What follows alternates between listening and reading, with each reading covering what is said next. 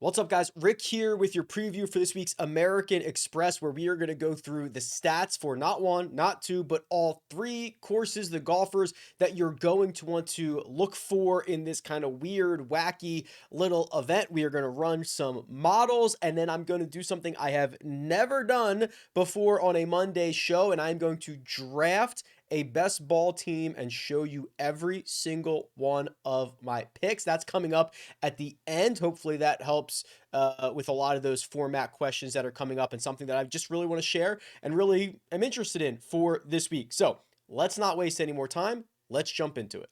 The American Express this week. This is my website, RickRunGood.com. Everything that you see from here on out will likely be from my website. Giant database for fantasy golf and golf betting. I love it. I think you will too. Couple new updates like the event center / live leaderboard, still figuring out what to call it. The shot by shot tracker was in full swing last week and was absolutely awesome. So really enjoyed that. New golfer profiles, you'll see those in a second, but let's talk about this event. So this is course rotation season. This week, next week at, God, is Farmers next week already? Which I'll be at. Farmers next week, and then Pebble Beach in 2 more. Is that right? Is that the right order? I think it is. But either way, the next 3 weeks are those events, and there are 8 total courses in those events. So we get a 3-course rotation this time around. You get the Pete Dye Stadium course. That's a newer name. You might have heard it referred to as like PGA West Stadium course or the Stadium course in the past. It's now called the Pete Dye Stadium course. You're getting La Quinta Country Club, and you are getting the Nicklaus Tournament course. And what's going to happen here is every single golfer is going to play 1 round at each of those 3 courses. There will be a 54-hole cut, and then those who survive will go back to the Stadium course for the final round. This is a chaotic event. Channel your inner Joker. Watch the world burn, right? Just for kicks. This event has routinely popped up as one of the highest average outright winners, at least in the last 5 or 6 years. That includes John Rahm winning this at 8-1. We've already got 2 events under our belt for this year in which, guys who are 100-1 or longer have won both of those. And just the nature of this event with the course rotation, there's going to be a lot of luck involved. Did you get the course on the right day, whether it's weather or just overall scoring conditions? That throws a lot of variance into it. We have a lot of guys we haven't seen before, and we're getting an influx of new golfers from the Corn Ferry, from other places. That throws a lot of chaotic variables into the equation. You also have a situation where a lot of guys have taken time off. There's not a lot of recent form to go off of, right? So it's just a very chaotic event. Embrace it. Embrace the chaos. You're looking at the course key stats, the regression model. I'm going to admit it, it's not very good this week, right? It's only 2. Stadium course is the only one with shot length data, and you only get it for half the rounds. You only get it for 1 round for those guys who missed the cut. So in terms of like me being a data guy, there is much less valuable data for this week than many other weeks. The 3 courses, this is from my my write-up for this week on RickRunGood.com. You can see are all going to play pretty significantly under par. The Stadium course played to a 69.2. La Quinta played to a 69.5. And the Nicklaus Tournament course played to a 68.7. I believe La Quinta has actually gotten more difficult over the years. So now it's the tournament course that seems to be the one that these guys really chop up. And you have to remember that there was a time where the books, first round leaders, showdown, things that they were not paying attention to what course guys were starting on. That seems to have changed, but if you can still find some of those advantages, go ahead and check it out. The Nicklaus Tournament course seems to be the easiest one, barring some type of weather situation, which we'll talk about later in the week. For the rest of this, especially for the Stadium course, what you're going to end up seeing is there's not a huge penalty for missing the fairway, right? The rough here is basically nothing. The penalty that you get if you miss the fairway is if you miss the fairway and find water. So there's 4 or 5 tee shots in which water comes in play off the tee, at the stadium course, that's really when you start racking it up. If you can avoid the water off the tee, you can basically hit it wherever you would like because the rough is essentially non-existent. And then you get what we kind of saw at the Century a couple of weeks ago, where there's a lot of wedge shots coming in inside 100 yards. And then, as John Rahm famously or infamously told us a couple of years ago, it does turn into a little bit of a putting contest. You have a winning score that for the last 5 years has been, on average, 25 under par. I mean, it's set up. I mean, this is a pro-am as well, so you are not getting brutal, difficult conditions with amateurs out there. So it's going to be easy. You're going to need to roll a lot of putts. All these guys have the capability of going low. We see that week in and week out on the PGA Tour. We see it every week on the Korn Ferry Tour. Again, we're going back to the central theme, chaos. I've been thinking about all these like Joker things, like, oh, you want to know how I got these scars? Betting Keegan Bradley, right? Like all these little like nuggets that I could think of. Here's the cheat sheet. There are 4 golfers over $10,000, and this is a pretty stacked field. The American Express usually does not have a strong field. This is probably the strongest in maybe ever, at least in recent memory, where you've got 20-ish of the top 50 players in the world. I'm just kind of making that up off the top of my head, but it starts with Scotty Scheffler at 11,400, Xander Schauffele at 10,900, Patrick Cantlay at 10,800, and Sung Jae Im at 10,100. Then you're going to get into the likes of Tom Kim, Justin Thomas, Ricky Fowler, et cetera, et cetera. We'll talk about those guys in just a few minutes, but let's look through this together and see what we can find. We'll start with Scotty Scheffler. We'll go over to his golfer profile here, and despite this being a putting contest and Scotty Scheffler being a pretty poor putter historically, he's had a lot of success at this event. 3rd place in 2020. He did miss the cut in 2021, 25th in 2022, and then 11th in 2023. Again, those are pretty good results for being, I mean, he wasn't the favorite in any of those. I guess maybe he was last year, although John Rahm was probably the favorite last year. Scotty would have been fairly close. But if you go and look at the metrics, and again, remember, we only have stadium course numbers. Last year, he was a tiny negative with the putter over 2 rounds. You look at 2022, he was a positive. He gained a stroke over 2 rounds. He's actually putted fairly well at the stadium course. I believe in what he's doing with Phil Kenyon right now, his new putting instructor. And while we saw him punt away over 4 strokes or nearly 4 strokes at the Century on Saturday and Sunday, the fact that he gained 1.2 over the first 2 rounds, the stroke looked a lot better to me. I do think we are going to eventually get the tide turning for Scotty. And even if he doesn't putt well, he's a top 5 machine. I will be interested to see what his ownership is, because as excited as I am, there is no golfer in this field that I am tied to this week. And if he comes in at like 30% ownership, I'm willing to basically fade anybody this week because of the chaotic nature. Xander Schauffele is 10-9. Xander is this event has a mind of its own, but is really one of the more consistent golfers that we have on the PGA Tour. I was running the numbers the other day or yesterday, I suppose, and it just kind of looking at these top 10, these top 20 finishes, and I believe Xander is number 1, or if not 1, like number 2 in terms of like top 15s without a victory since the start of 2023. It's not a list that you really want to be on, but when you look at it week in and week out, I mean, constantly in the mix, never seems to disappoint, rarely, if ever, burns you, right? His last missed cut, well, he withdrew from the Century last year. So that was in January of 2023. The last time he actually physically missed a cut was the 2022 Masters. We are approaching 2 years from Xander Schauffele playing healthy and missing a cut. It's jarring stuff. Oh, his new headshot came over. Nice. Yeah, that's his new apparel company. Callaway's got the new logo on him on the hat. Interesting. So I'll be interested to see what Xander's done. He played this event last year. He finished 3rd. Cantlay's the guy who has like the better course history. So I think the way the top end of this starts to break down is you get people who go to Scotty because he's the most expensive. He's the best player in the world.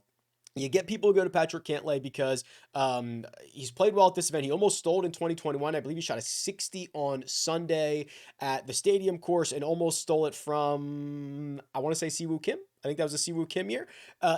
He's been great here. So that leaves us with kind of Scotty and Sung Jae Im. Sung Jae's been very, very consistent. 12th, 10th, 12th, 11th, 18th in his last 5 years. And I think that Sung Jae is about to have a monster year. You know, all the stuff I did in the offseason pointed at a couple of items. It pointed at Scotty being by far the best player in the world. And if he does anything with the putter, he wins 5 or 6 times. It showed like a lot of these really elite volume guys, like your Eric Cole. And then it showed Sung Jae kind of in the middle, which is elite fantasy scoring, playing less than Eric Cole, but more than the top end guys, and doing it in a way that is really sustainable. His ball striking numbers are basically all green here, and even darker green as of late, basically since the Wyndham through the FedEx Cup playoffs. He was awesome. He played horrible in his hometown, or his now adopted hometown of Atlanta at the Tour Championship. Then he plays great at the Zozo, plays great at the Century, gains 4 strokes ball striking there. He has, so I haven't talked about this in a while, but one of the things that you're looking for in an event like this is how many birdies can you make? What is your ceiling? How hot can you get? Sung Jae's won the Shriners at, I think that was probably 25 under par the year that he won it. And he has the skill set that generally translates to this type of birdie fest. Can you get hot with your irons? Can you get hot with the putter? If you can do both of those things, you're going to fill it up this week. That's why it's a little bit of a concern around Scotty. Now he's going to give himself like 20% more opportunities than everybody else is, but the fact that you might not be able to make enough putts is a problem. So approach plus putting, I'll run those numbers in a second, or actually watch. I'll just go to the custom model right now. Let's do this. Let's do, what do you want to do? Last 100 rounds. And then what we can actually do is just do, or I guess we could just do it like this. We'll do strokes gained approach, last 50 rounds, half of our weights, and strokes gained putting, last 50 rounds for the other half of our weights. The best golfer, Eric Cole. Wow. Did you see that coming? Because I kind of didn't. Where's Sung Jae on this list? He's 20th. Yeah. I guess he has had some losing. He's had a couple of the Tour Championship really killed him in the ball striking stuff. He had a couple of bad putting weeks, but when he has a bad putting week, it's really bad, but he generally gains. Eric Cole, number one. Is Eric Cole going to win this? This would be such an event for Eric Cole to win, by the way. I don't want to get sidetracked here, but it's Eric Cole, Thomas Dietrich, Tom Kim, Alexander Bjork, Ben Griffin are your top 5 in that like really high upside, last 50 approach, last 50 putting. Some interesting names from 6 to 11 as well. That gets me excited. But anyway, back to Sung Jae. I think this is a pretty darn good spot for him. And when you look at it, are people jumping to get in on Sung Jae at 10,100 when you can have Justin Thomas, Minwoo Lee, Tom Kim for cheaper? Probably not. When you can spend up a little bit more, get Cantlay, Xander, Scheffler? Probably not. So interested to see what the community does with Sung Jae Im. I'm going to find ways to get him into my lineups, get him into my one and done, get him into my bets, get him into stuff like that.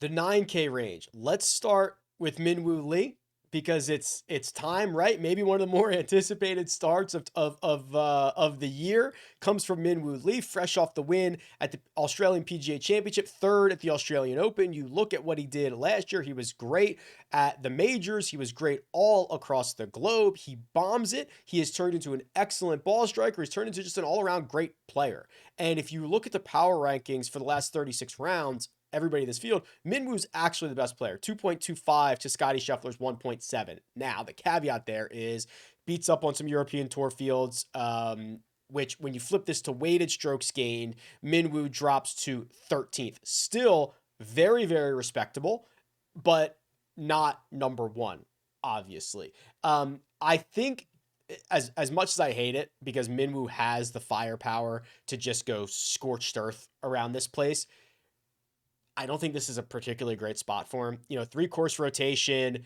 in a pro-am with a lot of volatility. I'm looking at probably whatever his next start is going to be.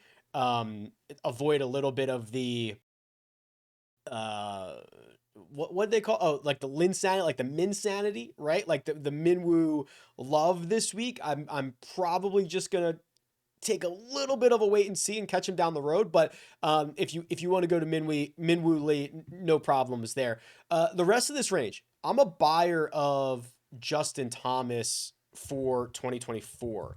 And if you look at his stat profile, we can do this together here. So you look at his stat profile. I believe that he is, back to being a very, very strong approach player. Plus 3.8 at the Hero, positive at the Nedbank Golf Challenge, positive 5 at the Fortinet. That's good enough for me to be back in and try to be a little bit early here, but it's going to matter about this column. Is he going to gain 2 strokes with the putter? Is he going to lose 2 strokes with the putter? That's what this is going to come down to. I'm going to have my fair share of Justin Thomas in this range.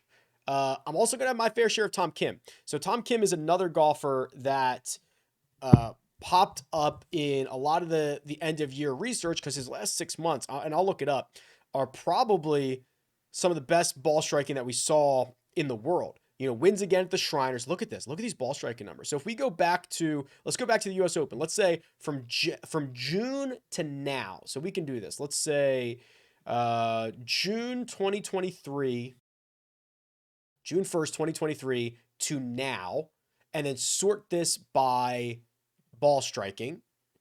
We've got, or maybe we approach play. Okay. Guys that have at least, let's call it 40 rounds of a sample size. Scotty Scheffler, number 1. Sam Ryder, Eric Cole, Ches Reavie, Xander Schauffele, Tom Kim. So what was that? Tom Kim 6th in the world. Also during that stretch, he's a much better putter than Scotty Scheffler. He's a much better putter than Sam Ryder. He's a much better putter than Ches Reavie. So he's got ways to fill this up. If you need to win a birdie fest, TPC Summerlin is a golf course you have to go very, very low on. So excited to get access to Tom Kim again this week. The concerns would be Finau and Fowler. These are guys that the advanced metrics don't really love. Remember Ricky? So this event was a turning point for Ricky. In 2020, he led this event at the 36 hole mark. I think he played like the rest of the week, like even par or something like that, finished T10. And then that's when he went into the slump. And then he went through the swing change and it didn't take. And then finally, multiple years later, last year, he's coming out of it. The problem is, since he came out of it, since he had the victory, Ricky's not been good. We can give him the pass for maybe being sick at the Ryder Cup, but look at what he's done. Look at his stat profile prior to the win. Bunch of top 20 finishes, a bunch of green, it was so obvious the win was eventually coming. Then he wins, the results fall off, the putter falls off again, the drivers lost 6.7 at the Hero, insane, lost 5 at the Century, insane. The putter, I don't want to get too deep into like the last 3 years of Ricky Fowler, but when Ricky lost the putter, that's when things started to go sideways for him. And then you start putting a lot of pressure on trying to stuff everything close. He went through swing changes. You notice that the putter, which that was Ricky's weapon for the first 10 years of his career. And when you lose that, and when you lose your weapon, it's usually a long road to recovery. It was for Ricky. We're seeing him struggle again. I hate this stat profile. I really do. The 8K range. How chalky will Eric Cole be? Because I got to admit, good, bad, or indifferent course fit, I didn't think last week was all that good for him. He finishes inside the top 15. I thought the Century was better for him, finishes inside the top 15. He now has 5 straight top 15s, 6 of his last 7. His worst finish since the 3M Open, since July, is a T35 at the Sanderson Farms. We looked at the type of golfer who could get scorching hot at a birdie fest like this, approach plus putting, it's Eric Cole. You look at the, go play the mini tours where you got to get to like 8 under par every single day. Eric Cole does that, right? I mean, just pretty big time birdie maker, which is what you're going to have to do. Last week he finished T13 and he was great for 3 rounds. Round 2, it was miserable. He lost 3.6 strokes to the field, one of his worst rounds since he's gone on this run. But he gained 4 on Thursday, 4.5 on Saturday, 2 on Sunday. So 75% of his rounds last week, he gained 2 or more strokes to the field. I don't know what else to say. He's been really, really good, and I think this is probably just kind of setup wise a decent spot for him. I do think that I don't think I'm gonna have to get much of him, but I'm gonna try to be early on Wyndham Clark. He's been miserable. I know that. Everybody knows that. I don't have any much good to say outside of 2023. He turned into a completely different player and elevated his game to basically a top 12 player in the world. And he hasn't shown that in just a couple of recent starts. Played well at the Tour Championship, and since then he hasn't played well. That's only 3 starts. I think at some point he is going to figure it out, and when he does, he is capable of winning big-time events, signature events, major championships, so he's certainly capable of winning an event of this caliber. The rest of this 8K range, vaguely interested in Adam Hadwin. I think Akshay's fine, but we have to have a real conversation about Taylor Montgomery and what is real versus what is feel here, right? So Taylor Montgomery bursts onto the scene in the fall of 2 years ago, has a pretty bad 2023, and now he's back to playing well in the fall, putting up great results. The advanced metrics still are not the best I've ever seen, right? He still loses off the tee, although he drove it well at the Sony. But do we have to take the 7.1 that he gained on approach at the Sony, the 2.5 that he gained at the RSM? Do we have to take that pretty seriously? Because if we do, and I think we kind of might, he played here last year, finished 5th. Great putter, has always been a great putter. Can fill it up. I think I've gotten him wrong more often than not, but I think we have to start taking this a little bit seriously. And then finally, in this 8K range, the return of Daniel Berger. That's right. It's happening. We have not seen Daniel Berger play golf since the 2022 US Open. Brookline, Matt Fitzpatrick, not LACC with Wyndham Clark. 2022. We are 5 months shy of 2 years since seeing Daniel Berger. Wow. First off, I'm happy for him, right? I hope he's feeling good. I hope he's back. This feels a lot like the Will Zalatoris situation, and this is even longer than that. So if you follow Daniel Berger on Instagram, he's probably he posts a lot. 98% of his posts are his dog, fishing on a boat, a sunset. 2% of them in the last 2 years have been golf related, and 100% of the 2% of golf related posts are him hitting a wedge. Literally. I have not seen a long iron. I have not seen a driver. I have not seen anything. I'm sure he's hitting those if he's going to be in a PGA Tour event. But man, this would be a tough one to pull. I will say this though, just like Will Zalatoris, if you start going back and looking at, the last 100 rounds for everybody, you're going to see Daniel Berger. Like I want to remind everybody that Daniel Berger is an incredibly good golfer. He is the 12th best player in the world over the last 100, or excuse me, in this field over the last 100 rounds. And the ball striking is even better than that, right? So he's actually just behind Tony Finau as the 6th best ball striker in the last 100 rounds. And not only that, but when he plays his best, he's very, very well rounded. He's positive across the board. So when we get Berger back at full throttle, and hopefully he will get there, hopefully he is there, I want to see him, and I'm expecting him to start contending again. But 5 months shy of 2 years out of the game. I mean, again, we just saw it with Will Zalatoris. I believe it was a back injury as well for Berger.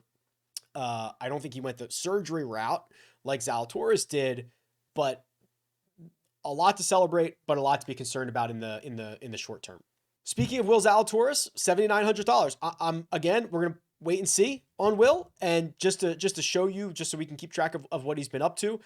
So now he plays the Sony Open and loses 6 shots to the field. He lost another 4 with the putter. The long putter didn't work, although I will say Thursday was all of that. He was actually a small positive on Friday. He played better on Friday, not good. The long game, the tee to green play is still not very good. So we've got to see some gains here. The fairly priced Steven Yeager. All fall, it felt like Steven Yeager was $10,000 and you couldn't spend that. But now that he's down to, I think it's 7,900, look at this. Look at how good the stat profile is. He's got like the 4th or 5th longest cut streak on the PGA Tour. He's got a bunch of top 25s. He is well-rounded. We know he can go crazy low. Finished 18th last week for $8,100, scored 92.5 fantasy points at 8% ownership. Sure, this feels like a Steven Yeager place to run him out there.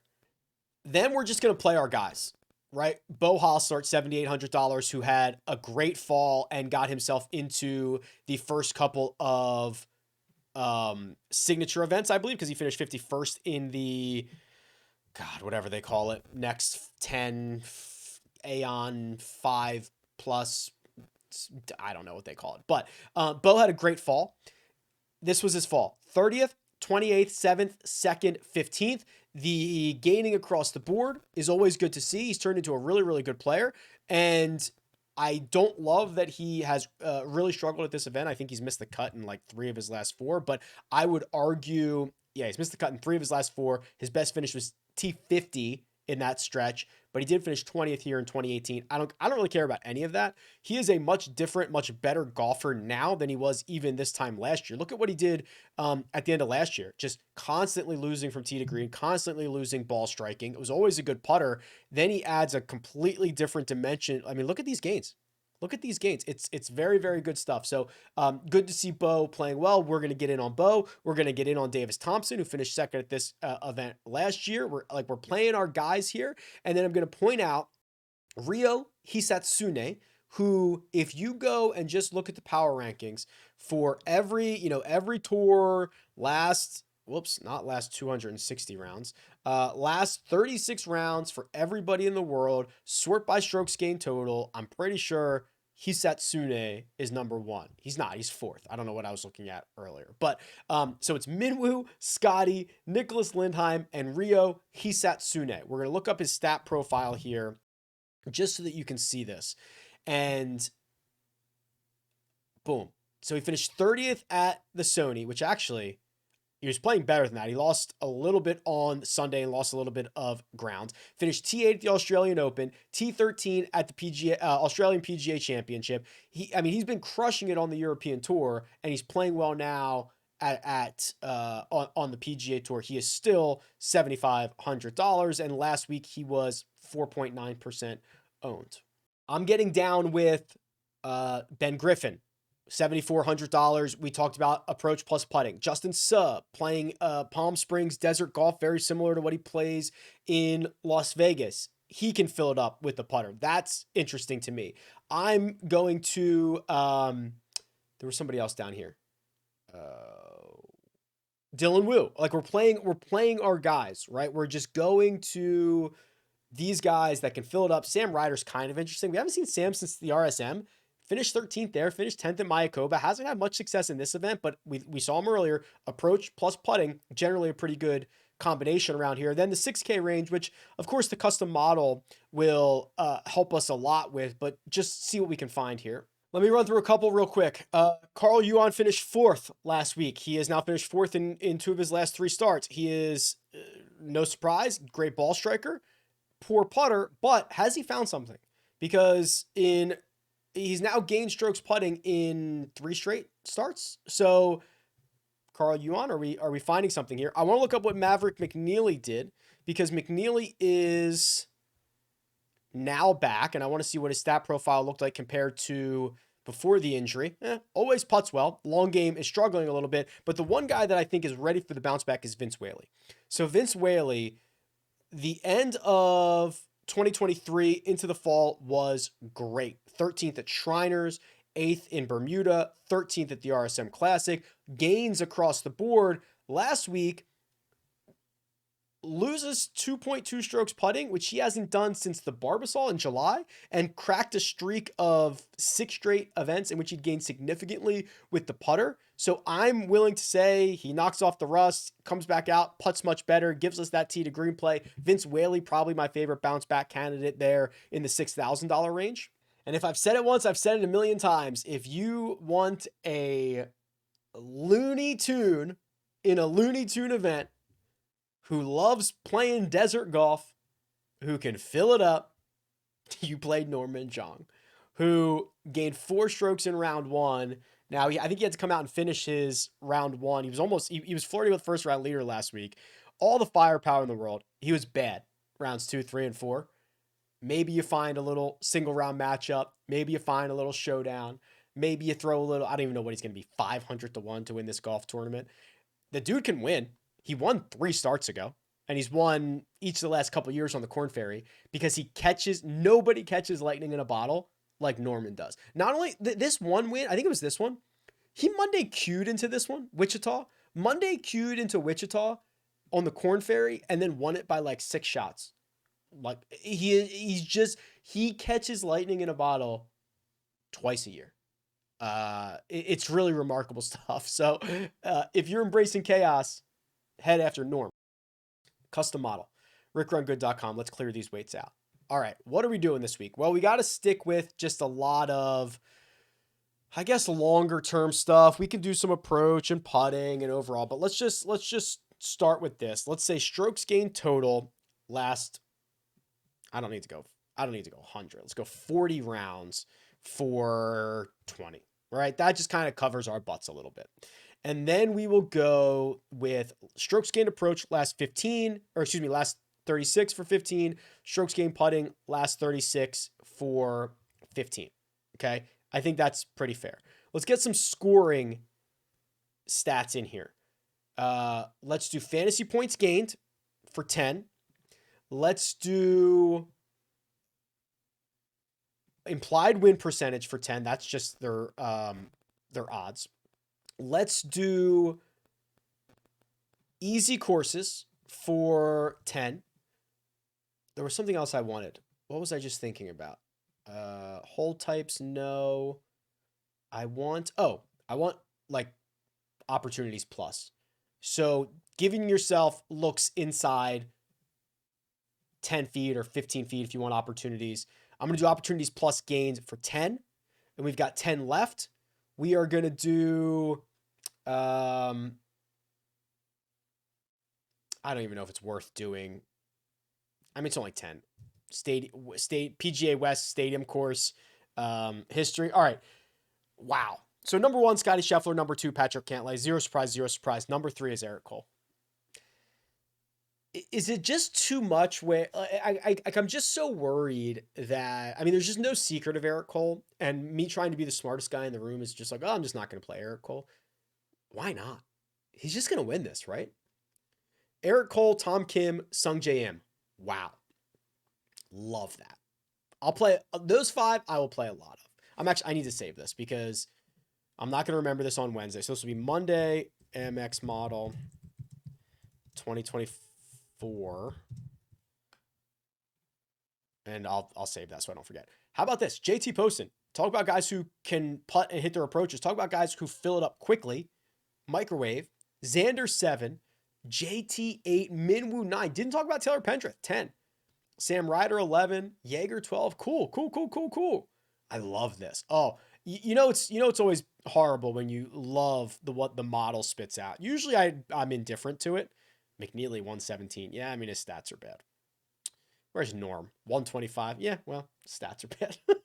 Oh, what we also could have done is strokes gained, like how often they gain like 4 or more, 5 or more to the field, something like that. That could have been cool too. We can mess around with that on Wednesday live chat, 3 p.m. Eastern time, RickRunGood YouTube channel. But I love this model. I've saved it. We will mess around with it on Wednesday. Now, for the very first time ever, what I'm going to do is I'm going to show you a season-long best ball draft that I did yesterday. Okay.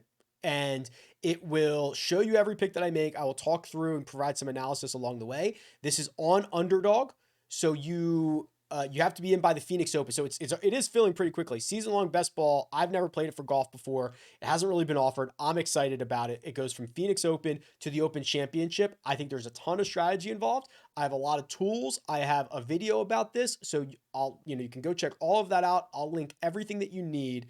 You can use the code Rick, get a deposit match. That would help me as well. It'll help you additionally. But this is a really, really fun format that I'm loving, and I'm a bunch of drafts in, and I'm showing you one that I did yesterday. So here we go. All right, we are ready to rock and roll here. I hope we do not get the fourth pick. We get the first overall pick. I haven't had one of those in a while. So I've got the rankings on the right, obviously the draft room on the left. We're going to take Scotty Scheffler here. The number of drafts that I've already done, I think that I'm going to stay close to my rankings, but what I'll probably try to do is maybe reach and get a little more Jordan Spieth in the next handful of drafts. Probably let Eric Cole go down a little bit. I've got a lot of Eric Cole. I don't have enough Jordan Spieth. I think he's a really good high upside player. Probably going to try to reach for Sungjae Im at some point. Now, we are in the 1-1, so that means we're getting a pick early, and then we're not getting another pick until 12 and 13. So we'll see how much that actually shakes itself out. But yeah, this is, this sheet's available for you. I think I have Scotty as basically by far the highest rated player here. Haven't had 1-1 in a while, so we haven't gotten him in a while. I'm going to take Scotty here. Okay, so first round was Scheffler, Hovland, Rory, Cantlay, Morikawa, Homa. That is pretty chalky, except for the fact that Xander Schauffele didn't go. It didn't go to 8. That is a great steal for Northcutt to get Schauffele at 8. I had him as the 4th overall pick. I will not be able to reach for Jordan Spieth. I will not be able to reach for Sungjae Im. They're both already off the board. So if those guys are off the board, there is somebody likely falling to me here at number 12. The likely candidates are probably Tyrrell Hatton or Eric Cole, who I have as the 7th ranked golfer based on volume and based on, you can go watch the video, all of that stuff. He's in all of the events. Am I going to have to take Eric Cole again? We don't have Homa on the board. There goes Ludwig. So we're going to get 2 picks. Maybe we go Tyrrell Hatton, Tommy Fleetwood. I would like that. That would be my desired path here. If we can get through Jay Slay taking one of those 2. If we don't get that, it's probably going to have to be, we have a lot of Eric Cole. We have a lot of Wyndham Clark. I would like to avoid those guys, but this might just be a situation where we're kind of stuck there. I would love for Jay Slay to take Eric Cole. He takes Justin Thomas. All right, so we're going to take Hatton, who is my 6th overall player. We're going to get him at 12. Then we are going to take Tommy Fleetwood, who I have at 11. We're taking him in the 13th spot, fresh off victory. I think it's going to be a massive year. I thought it was going to be a massive year for Tommy no matter what. So we are rocking with a couple of Europeans. The other thing, and someone was pointing this out in the comments on my other YouTube video, the idea of leaning a little bit more on the Euro guys, because that 5th and final round. So again, I highly encourage you to go watch those videos. The way that I'm trying to predict the number of starts for every single player in each one of the rounds, 1 of 5 rounds. And round 5 is the hardest. It's the one that's farthest away. We don't have a lot of information, but it does include both the Scottish Open and the Open Championship, which you would think that, you think Hatton's going to probably play both of those. You think Tommy Fleetwood is going to play both of those. Maybe he sneaks in another one there. So you might be able to drop the hammer with a couple of those guys and leaning just a little bit more on the Euros. If you can get to the 5th round, you've got a really good problem if you don't have enough points, but happy to get both Hatton and Fleetwood there. All right, so getting ready to come back to us here again. Finau, Henley, Wyndham Clark off the board, Sahith off the board, Minwoo just went off the board, and Wyndham Clark just went off the board. So my highest ranked golfer right now that's still out there is Ben On. I have him 16th overall. He is 24th. He might be a volume guy. We might take him. I have Denny at 18. I don't have much Ricky Fowler yet. I do worry about how much he could play and if he is going to continue to play. So I have him projected for 13 out of 23 starts, and he didn't really play it very well down the stretch after his win. So that makes me a little bit nervous, but he could be somebody that kind of wins you one of these if he does kind of get hot again. I don't love the position that we're in here, I don't think that these are a lot of really good options. If you look at the scores, they're all very, very close. There's 6 guys here, 7 guys here between a 6.0 and a 6.4, which makes them all very close. So what I will probably do is I do have a lot of Ben on already because I'm much higher than him than ADPs. I'll take Fowler in one spot. I don't have a lot of Fowler, and I don't love this, but trying to diversify a little bit, and this is basically right on his ADP. So I'm gonna take I'll take Fowler. And then I really am quite high on Justin Rose, but his ADP is 45. So there is a chance that we can get back to him. Like, I have Rose as the 21st player. So I think the play here, and I don't have a ton of Denny. I'm nervous about Denny as well, but I'm going to go Denny here and try to get Rose the next time this comes back around to us. All right, so Poston and Kirk go back to back there at 30 and 31. There was a hope that they were going to fall to me. I thought Poston was a pretty good candidate to play, maybe gets himself into the Travelers, to play John Deere, to play Rocket Mortgage. I think he could have played a lot in, round 4, round 5, especially in round 5 if he gets there. I think as I'm recording this, he's going nuts at in the final round of the Sony Open, so maybe he bumped himself up a couple of draft spots. I did not get a chance to get him. Benny On just goes off the board as well, so we're a couple of picks away. I'm hoping that we took this calculated risk on Justin Rose and it works out. And then I do think that someone like a Steven Yeager, who I do not have a ton of yet, would be a tiny little reach on his ADP, 41st overall. I'll probably take him at 37th if he is still there. I think that he is, Zalatoris just went at 34. That's interesting.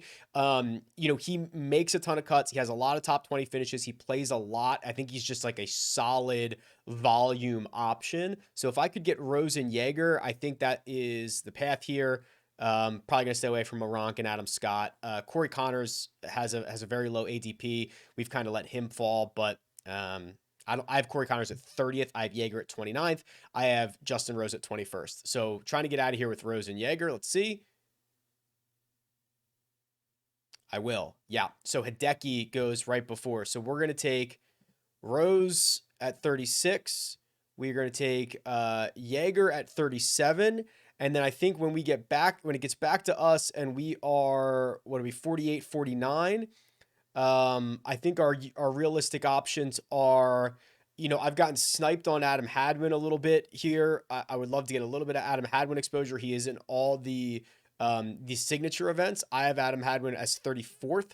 So I'd love to get him there. It's funny because I'm basically, for the most part, everybody's got so many different ranking systems and everything that I'm basically getting guys way above where I would want them, or way better than what I want them. I take Justin Rose at 36. I had him at 21. So there is a lot of inherent confirmation bias where I'm doing the right thing, but that assumes my rankings are perfect, and they're obviously not. That would be impossible for anybody. So trying to get a little bit creative here. I think I'd love to get, even if I got away with Hostler and Adam Hadwin, or Adam Hadwin and Adam Schenk, the two Adams next. Both of them are in all the signature events. Both of them play quite a bit. Those would be my two targets when it gets back to us. All right, so we're a couple picks away here. We're still alive to get both Adams. I swear, maybe I'm just forgetting these names, but I swear Jay Slay has sniped me from Adam Hadwin 3 times. Maybe I'm just confusing him with somebody else. Bo Hostler off the board. Lucas Glover just went. Lucas Glover, that could be a pretty tough pick. I was probably not going to end up with a lot of Glover in these drafts. Would love to get both Adams. Let's see if we can dodge this. We're on 46. So, Shane Lowry's out there ADP wise. This Schenk probably goes here. Both of these guys are right in the range in which they're supposed to go. So Adam Scott, that's an Adam we faded. Come on, Jay Slag, don't do it to me. I'm pretty sure he took Adam Hadwin last time in front of me. At least I'll get one of them. And then I'd probably take Nick Taylor with the other if that was the case, but would really love to get through this. Got it. Wow, we got through. Kurt Kitayama goes at 47. So we are going to take Schenk, who I have 44th. We're going to take him at 48. And then Adam Hadwin, who I have at 34, we are taking at 49. Both of those guys in all the signature events. Uh, just gonna play like an absolute ton, play well. What I also like about them is they are kind of super upside guys, right? If you look at Adam Shank's profile, it was like 50th or 7th, 50th or 7th. That's great in best ball. Adam Hadwin the same, probably won't win, but might dial up a couple of top 5 finishes for us at some point. So we got both Adams there. Now we've got 2 picks to go, and they are where are we? 60th. Oh, I'm sorry, we have 1 pick to go. With the last pick of the draft. Sorry. So we have the last pick of the draft here, 60th. I think an ideal situation is I get someone like Nick Taylor. I've yet to take a lot of the live guys. Maybe I drop a John Rahm here if he's. I'll tell you what. If Rahm is still available, I'll take Rahm. Just with the last pick, I don't have a lot of live guys. I'm not sure it's great because the options are like Rahm or Nick Taylor. Although I think Nick Taylor just went. He did. Man, I just don't, I honestly don't know if taking the live guys is really, really bad or not. You're only getting four starts and you can't make, I mean, if these were bigger, I don't think I can take Rahm. I think if these were bigger rosters, like you have 10 golfers, and you're starting 6 of them every week. If we had 20 golfers, I think I'd be taking a lot more live guys. So I don't think we're going to be able to do it. Moronk is our best projected golfer left. It makes me a little bit nervous. I mean, this is a pretty crappy situation. I don't love any of these. We could take Luke List. We could take Alex Noren. I already have a lot of Luke List. I don't have a ton of Alex Noren. I could continue down and just try to find a breakout candidate that no one's thinking about, like a Will Gordon or a Hayden Buckley or a Carl Yuan or a Keith Mitchell or an ADDC, like a Corn Ferry guy, like maybe Ben Cole. I could run. Okay, how about Daniel Berger? He's not in anything though, but Berger's like, God. Let's take Noren. I think that's the right play, but maybe I could have gotten a little freakier. All right, so that final team looks like this. Scheffler, Hatton, Fleetwood, Fowler, Denny, Rose, Jaeger, both Adams, Hadwin, and Shank, and then Alex Noren. I'm pretty happy with that. I almost punted it away with a Rahm or somebody like that late, but I'm pretty happy with that. That's probably one of my everything looks really good at this point, but one of my favorites. So we'll see. All right, that's how this works. Right. And it's a ton of fun. I've got a ton of resources. Now that I've got enough of these drafts under my belt, I'm probably going to try to just start mixing up a little more, maybe diverging a bit more from the rankings, but it's a ton of fun. There's a ton of strategy here, and there's a lot of ways to try to get it done. So go sign up for Underdog. Link is in the description. Go check out that video. All the tools are there for you. Sign up for RickRunGood.com. Lots of big updates continue to come out there. Wishing you guys all the best of luck, and I'll talk to you soon.